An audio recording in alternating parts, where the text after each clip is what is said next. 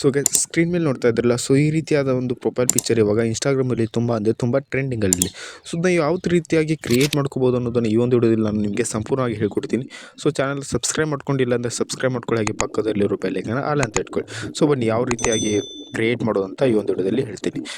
So ನಿಮ್ಮ ಹತ್ರ Play Store ಇದೆ, ಪ್ಲೇಸ್ಟೋರನ್ನು ಆ್ಯಪ್ನ ಓಪನ್ ಮಾಡಿಕೊಂಡು ಚಾಟ್ GPT APKನ ನೀವು ಡೌನ್ಲೋಡ್ ಮಾಡ್ಕೊಳ್ಬೇಕು. ಸೊ ಮಾಡಿಕೊಂಡು ಬ್ಯಾಕ್ ಬಂದು ಚಾಟ್ GPTನ ಓಪನ್ ಮಾಡಿಕೊಂಡು, ಸೊ ಇವಾಗ ಏನಪ್ಪ ಅಂದರೆ ಅದಕ್ಕೆ ಲಾಗಿನ್ ಹಾಕ್ಕೊಂಡು, ಸೊ ಜಸ್ಟ್ ನೀವು ಇಲ್ಲಿ ಪ್ಲಸ್ ಬಾರ್ ಮೇಲೆ ಕ್ಲಿಕ್ ಮಾಡ್ಕೊಳ್ಬೇಕು.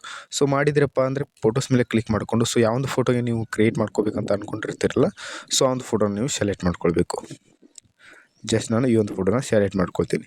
ಸೊ ಸೆಲೆಕ್ಟ್ ಮಾಡಿಕೊಂಡ್ರೆ ನಾನು ನಿಮಗೆ ಒಂದು ಫೌಂಟ್ ಕೊಟ್ಟಿರ್ತೀನಿ. ಸೊ ಆ ಒಂದು ಫೌಂಟನ್ನು ಟೆಲಿಗ್ರಾಮಲ್ಲಿ ಕೊಟ್ಟಿರ್ತೀನಿ. ಸೊ ಅದನ್ನು ನೀವು ಕಾಪಿ ಮಾಡ್ಕೊಂಬಂದು, ಸೊ ಜಸ್ಟ್ ಕಾಪಿ ಮಾಡ್ಕೊಂಬರ್ರಿ. ಸೊ ಕಾಪಿ ಮಾಡ್ಕೊಂಬಂದು, ಸೊ ಇಲ್ಲಿ ಬಂದು, ಸೊ ಫೋಟೋ ಸೆಲೆಕ್ಟ್ ಆಗಿರ್ತೈತಲ್ಲ, ಸೊ ಇವಾಗ ಇದನ್ನ ಜಸ್ಟ್ ಈ ಥರ ಮಾಡಿಕೊಂಡು ಇಲ್ಲಿ ನಾನು ಹೆಸರು ಹಾಕಿದ್ದೀನಿ, ಮೊನ್ನೆ ಎಡಿಟಿಂಗ್ ಸ್ಟುಡಿಯೋ ಹಾಗೆ ಮೌನೇಶ್ ಅಂತ ಹಾಕಿದ್ದೀನಿ. ಜಸ್ಟ್ ನಿಮ್ಮ ಹೆಸರು ಹಾಕ್ಕೊಂಡು ನೀವು ಜಸ್ಟ್ ಸೆಂಡ್ ಮೇಲೆ ಕ್ಲಿಕ್ ಮಾಡಿಕೊಂಡ್ರೆ, ಸೊ ನೀವು ನೋಡ್ಕೋಬೋದು 30 ಸೆಕೆಂಡಲ್ಲಿ ಈ ಒಂದು ಫೋಟೋ ಜನ್ರೇಟ್ ಆಗುತ್ತೆ. ಜನ್ರೇಟ್ ಆದಂಥ ಈ ಒಂದು ಫೋಟೋನ ನೀವು ಅದರ ಮೇಲೆ ಕ್ಲಿಕ್ ಮಾಡಿಕೊಂಡು ಮೇಲೆ ಸೇವ್ ಆಪ್ಷನ್ ಮೇಲೆ ಕ್ಲಿಕ್ ಮಾಡಿದರೆ ಈ ಒಂದು ಫೋಟೋ ಬಂದು ನಮ್ಮ ಒಂದು ಗ್ಯಾಲರಿಗೆ ಸೇವ್ ಆಗುತ್ತೆ. ಸೊ ಈ ರೀತಿಯಾದ ವೀಡಿಯೋಸ್ಗೋಸ್ಕರ ಚಾನಲ್ ಸಬ್ಸ್ಕ್ರೈಬ್ ಮಾಡ್ಕೊಳ್ಳಿ ಅಂತ ಹೇಳ್ತಾ ವಿಡಿಯೋನ ಎಂಡ್ ಮಾಡ್ತೀನಿ. Thanks for watching.